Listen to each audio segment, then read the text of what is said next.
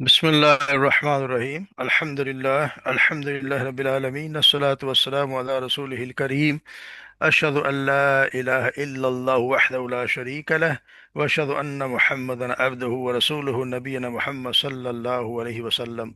رب اشرح لي صدري ويسر لي أمري واحلل عقدة من لساني يفقهوا قولي ربنا زدنا علما اللهم فقهنا في الدين اللهم فقهنا في الدين السلام علیکم ورحمۃ اللہ وبرکاتہ۔ امید ہے سب لوگ خیریت سے ہوں۔ اللہ تبارک و تعالی ہمارا وقت قبول فرمائے اور ہمارے نجات کا ذریعہ بنا دے۔ تو نئے سبق کا آغاز کرتے ہیں۔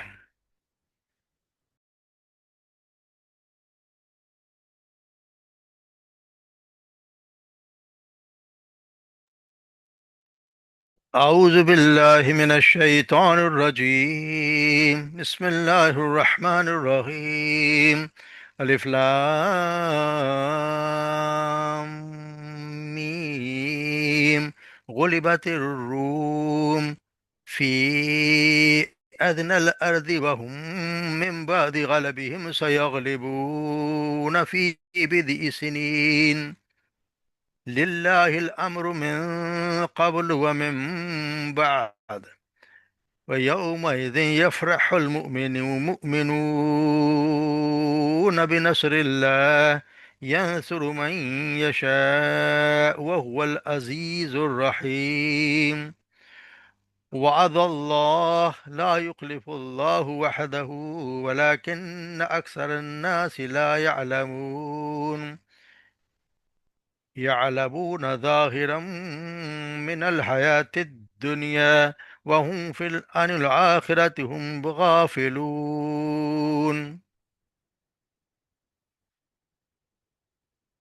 الف لام میم، حروف مقطعات اللہ کے سوا اس کے کوئی معنی نہیں جانتا۔ غلبت الروم، مغلوب ہو گئے، شکست کھا گئے روم، فی ادن الارضی، قریب کی زمین میں، یعنی جو قریب تھی زمین تھی عرب کے شام کا علاقہ، وہم من بعد غلبہم، اور اس کے بعد، اور وہ اپنے غلبے یعنی مغلوبیت کے بعد سے یغلبون، یقیناً ان قریب وہ غالب ہوں گے، فی بضع سنین، چند ہی سالوں میں، للہ، اللہ ہی کے لیے ہے، الامر، امر سارا امر یعنی حکم اللہ ہی کے لیے ہے، من قبل، اس پہلے بھی، ومن بعد، اور اس کے بعد بھی، یومئذ فیومئذ، اور اس دن، یفرح المؤمنون، خوش ہوں گے مومن، بنصر اللہ، اللہ کی نصرت سے، اللہ کی مدد سے،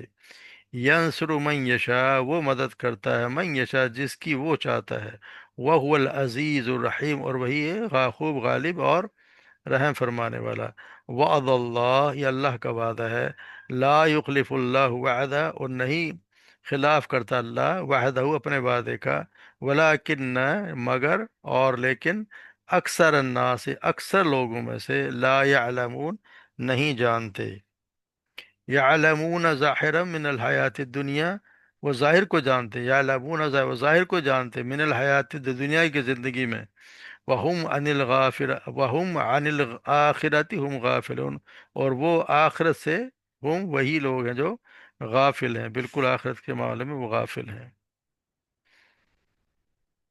تو الحمدللہ اللہ کی توفیق سے ہم نئی صورت کا آغاز کر رہے ہیں، سورہ روم۔ یہ جیسے ہم جانتے ہیں مکی صورت ہے، اس کا تھوڑا سا پس منظر دیکھ لیتے ہیں کہ یہ جب صورت نازل ہوئی تو اس زمانے میں اصل میں دو بڑی طاقتیں دنیا میں ہوا کرتی تھیں۔ ایک ہے جو فارس کی یعنی کہ ایران کی طاقت تھی جو پوجا کرتے تھے آگ کی، اور دوسری تھی روم کی، تو وہ یہ اہل کتاب تھے، تو ان کے دونوں کی آپس تشویش تھی، اور یہ اس زمانے میں لڑائی بھی ہوا کرتی تھی، اور ان کی مشرقین مکہ کی ہمدردیاں ان کے ساتھ تھیں، اور مشرقین مکہ کی جو ہمدردیاں تھیں وہ یقینی بات ہے کہ ان کے ساتھ، کیونکہ وہ مشرک تھے اور یہ بھی مشرک تھے، تو ان کے ساتھ فارس والوں کے ساتھ تھیں، اور وہ جو مسلمان تھے ان کی اہل کتاب، یعنی کیونکہ اہل کتاب کم از کم، اور تو بعد میں شرک جو شامل ہو گیا، مگر اصل میں تو ان کے بھی اہل کتاب بھی ہیں، اللہ کو بھی مانتے ہیں اور وہ آخرت کو بھی مانتے ہیں، تو ان کی ہمدردیاں ان کے ساتھ ہی تھیں، اس کے وجوہات پڑھتے ہیں کیا کس وجہ سے بھی تھیں۔ تو پھر ہم دیکھیں ان کی جب ہوئی آپس میں جنگ ہوئی تو روم والوں کو شکست ہو گئی، تو روم والوں کو شکست ہو گئی تو وہ بہت خوش ہوئے، اور وہ یہ ان کا یہ تھا کہ جس طرح یہ لوگ تمہیں مسلمانوں کو انہوں نے اہلی کتاب کو ہرا دیا ہے، اسی طرح ہم جو ہے وہ ان کو بھی، مسلمانوں کو بھی ہرا لیں گے۔ اور ان کو یہ بہت یعنی کہ ان کا مذاق اڑایا کرتے تھے، کیونکہ یہ ان کے مشرک جیت رہے تھے، اور اس وجہ سے بہت مذاق اڑایا۔ اس زمانے میں یہ نازل ہوئی یہ صورت، اس میں یہ پیش گوئی کی گئی غلبت الروم، کہ روم جو ہے وہ شکست کھا گیا ہے۔ یعنی کہ بتایا گیا کہ اس زمانے میں روم جو ہے وہ شکست کھا گیا، مگر چند ہی دنوں بعد، کچھ سالوں میں، فی بدع سے بدع سنین، چند سالوں میں یہ دوبارہ بھی غالب آ جائے گا۔ تو یہ ہم دیکھتے ہیں کہ یہ جو نازل تھے وہ ایک بہت بڑی تعداد مسلمانوں کے اپنا گھر بار چھوڑ کر عیسائی سلطنت میں چلی گئی تھی، وہ جو روم کی وہ بھی حلیف تھی۔ تو اس وقت ان کے روم، سلطنت روم پر ان کے ایران کے غلبہ جو تھا، ان کا چرچا ہر طرف موجود تھا۔ تو مشرکین مکہ بہت خوش تھے، اور مسلمانوں سے یہی کہا کرتے تھے کہ دیکھو جس طرح آتش پرستوں نے فتح پا لی ہے، ہم بھی رسالت کے ماننے والوں کو اسی طرح غلبہ پا لیں گے جس طرح عیسائیوں پر غلبہ پا لیا۔ تو ان حالات میں جو قرآن مجید کی صورت ہے، اس میں دو پیش گوئی ہیں، کہ یہ دو پیش گوئیاں ہیں اصل میں، ایک نہیں، یہ دو ہیں۔ کہ ایک تو یہ کہ غلبہ پالیں گے رومی، اور اس دن اللہ کے مسلمان بھی خوش ہوں گے، اللہ کے حکم سے مسلمان بھی خوش ہوں گے، یعنی مشرکین کو بھی اس دن شکست ہوگی جس وقت یہ حالات ہوں گے۔ تو یہ چند سال بعد ہی وہ غالب آ جائیں گے، اور وہ دن ہوگا جب اللہ کی دی فتح سے اہل ایمان خوش ہو رہے ہوں گے۔ تو اس میں رومیوں کا غلبہ ایک تو نصیب ہوگا، دوسرا مسلمانوں کو بھی زمان فتح ہوگی۔ بظاہر تو دور دور تک کہیں اس کے آثار موجود نہیں تھے کہ ان میں سے کوئی ایک پیش کوئی بھی کچھ سالوں میں پوری ہو جائے گی۔ مگر ہم دیکھتے ہیں کہ جب یہ قرآن کی آیات نازل ہوئی تو کفار مکہ نے ان کا خوب مذاق اڑایا، مگر مسلمانوں کو اس بات پہ یقین نہ ہوتا ہے کہ اللہ کی طرف سے جو آیات آپ صلی اللہ علیہ وسلم جو فرما رہے ہیں اللہ کی طرف سے وہی ہے، اور یقیناً اس میں 100% یہ بات حق ہے اور ایسا ہو کر رہے گا۔ تو وہ جب کفار مکہ نے خوب ڈرایا، اور وہ کچھ کہتے ہیں کہ ابی بن خلف، اور کچھ کہتے ہیں کہ ابو جہل، انہوں نے ابوبکر صدیق سے شرط لگا لی، کہ جب انہوں نے کہا کہ اتنے عرصے میں کہ تم شرط لگا لو ہم سے اونٹوں کی، اتنے اونٹوں کی کہ غالب آ جائیں، تو ابوبکر صدیق نے ان سے کہتے ہیں کہ جی 5 سال کی شرط لگا لی۔ تو آپ صلی اللہ علیہ وسلم کو جو پتہ چلا کہ انہوں نے 5 سال کی شرط، انہوں نے کہا کہ بد سنین کا تو مطلب ہے کہ 9 سال، 3 سے لے کے 9 سال تک، یعنی 10 سال سے کم۔ تو آپ کو زیادہ کی شرط، کم سے کم 10 سال کی شرط آپ کو لگانی چاہیے۔ اب ابو بکر صدیق رضی اللہ تعالیٰ عنہ نے پھر دوبارہ اس شرط کو نئے سرے سے کہتے ہیں کہ 100 اونٹوں کی شرط لگائی، کہ جو ہارے گا وہ 100 اونٹ دے گا اس کو ہاتھ۔ اور وہ بڑے خوش تھے کہ ایسا ہوگا، ہم ہی جیتیں گے۔ تو کیونکہ اس زمانے کے ایسے حالات ہی ایسے تھے، پھر ہم دیکھتے ہیں کہ 7 8 سال تک تو کچھ بھی نہیں ہوا۔ 8 سال تک تو وہاں پہ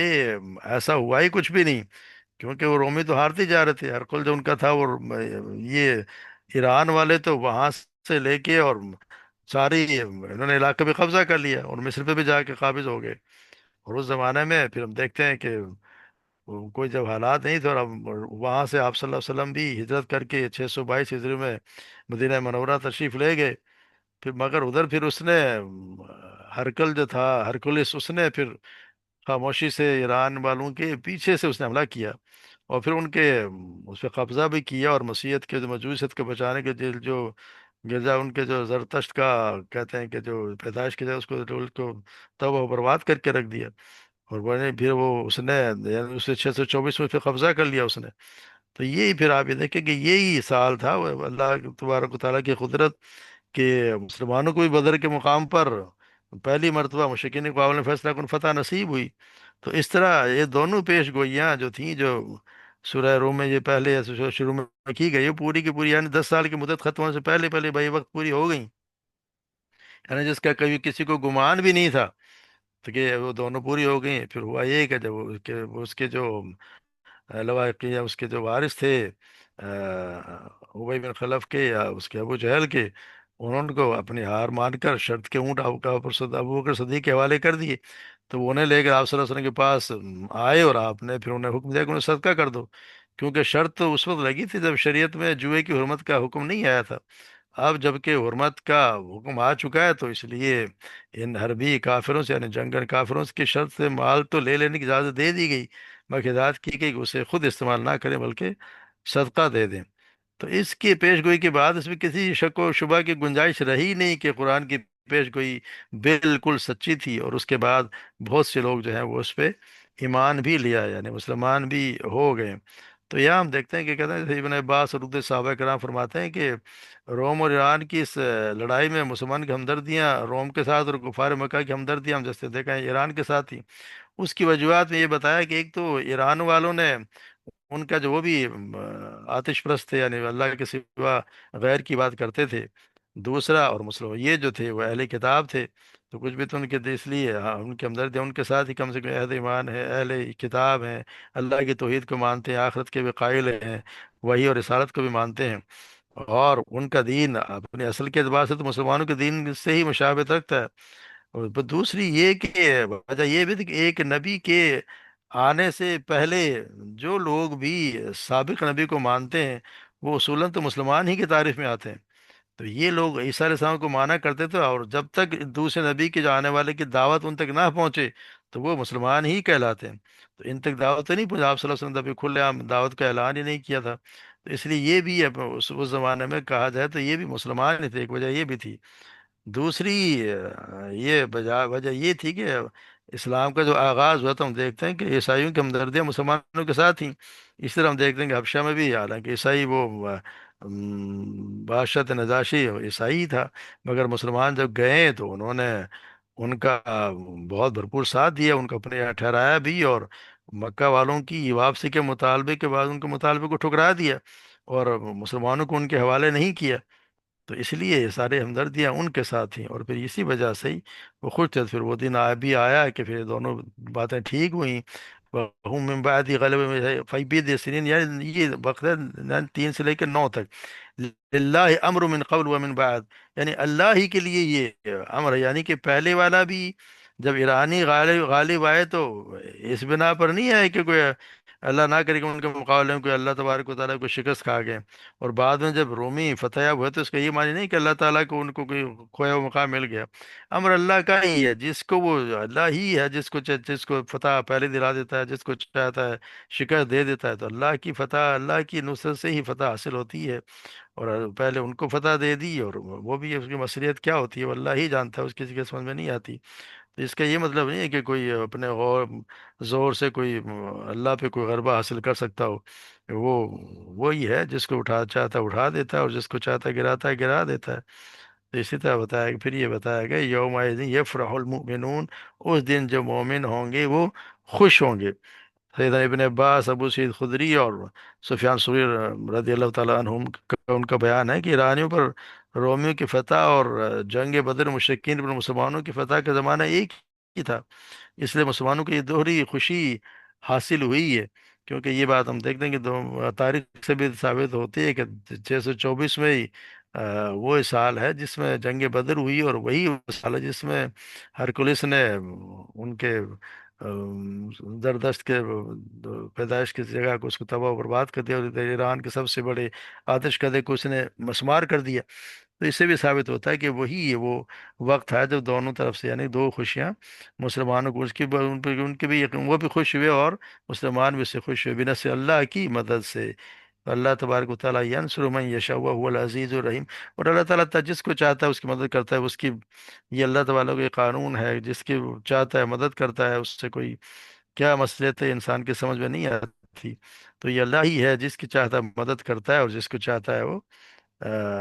چھوڑ دیتا ہے. وَيَنْصُرُ مَن يَشَاءُ وَهُوَ الْعَزِيزُ، اور وہی غالب ہے، اللہ ہی ہے وہ غالب ہے. اور اللہ ہی ہے جو رحمان و رحیم بھی ہے، جب چاہتا ہے وہ غالب بھی ہے، اور جس پہ چاہتا ہے پھر معاف بھی کر دیتا ہے، کیونکہ اللہ ہی کی مرضی ہوتی ہے، جو چاہتا ہے وہ کرتا ہے. تو پھر ہم دیکھتے ہیں کہ پھر ایسے اللہ تبارک و تعالیٰ کہتے ہیں کہ وعد اللہ، یہ اللہ کا وعدہ ہے، یعنی کہ جو جو بھی یہ اللہ نے وعدہ کیا وہ پورا یقیناً وہ پورا ہو کے رہے گا. یہ اللہ کا وعدہ ہے جو اس نے کیا ہے. اور پھر وہ اللہ اپنے وعدے کی کبھی خلاف کرتا نہیں ہے. یعنی کہ یہ روم کا چند سال میں فارس و غالب آنا اللہ تعالیٰ کا وعدہ ہے، جس کی سنت یہ ہے کہ وہ کبھی اپنے وعدے کے خلاف نہیں کرتا. مگر اکثر ولیکن اکثر الناس لا یعلمون، اکثر لوگ جن میں کفار قریش بھی شامل، یہ بات نہیں جانتے. بلکہ جب اللہ تعالیٰ کوئی ایسی بات کرتا ہے جو ظاہری اسباب کے لحاظ سے ممکن نہیں ہوتی، تو اللہ کے وعدے کو وہ جھوٹا کہیں لگتے ہیں. مگر مسلمانوں کو ان کو یقین ہوتا ہے کہ جو بات اللہ نے کی ہے، کیونکہ انہیں تو کفار کو تو یہ معلوم ہی نہیں کہ ظاہری اسباب کے علاوہ بے شمار باطنی اسباب بھی ہوتے ہیں جو اندر ہی اندر اپنا کام کر رہے ہوتے ہیں. اور انہیں یہ معلوم ہے کہ تمام ظاہری اور باطنی اسباب اللہ تعالیٰ ہی کے ہاتھ میں ہے۔ یہ تو انہیں تو معلوم نہیں، مگر مسلمانوں کو تو یقیناً معلوم ہے کہ سارے اسباب جو بھی ہیں، ظاہری ہیں، باطنی ہیں، چھپے ہیں، جو بھی ہیں، وہ اللہ تبارک و تعالیٰ ہی کے ہاتھ میں ہے۔ وہ جس کام کا ارادہ کر لے، چاہے اس کے اسباب خود ہی پیدا کر دیتا ہے، اور چاہے تو اسباب کے بغیر بھی پورا کر دے، وہ تو ایک کن کہہ دے تو بھی وعدہ اس کا پورا ہو جاتا ہے۔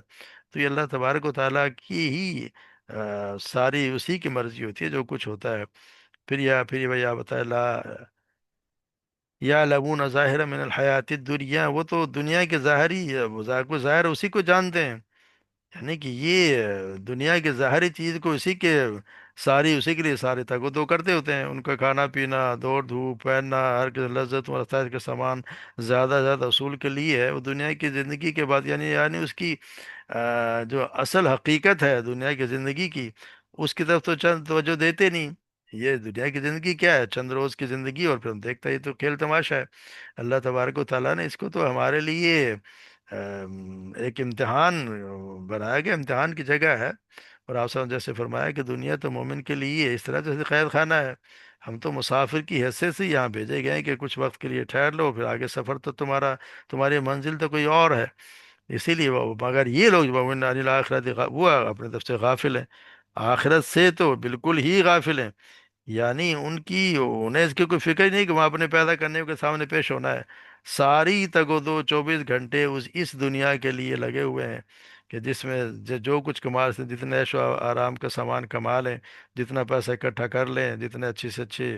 ہماری رہائش ہو، اچھی سے اچھی ہمارے پاس گاڑی ہے، اسی کے چکر میں لگے ہوئے ہیں۔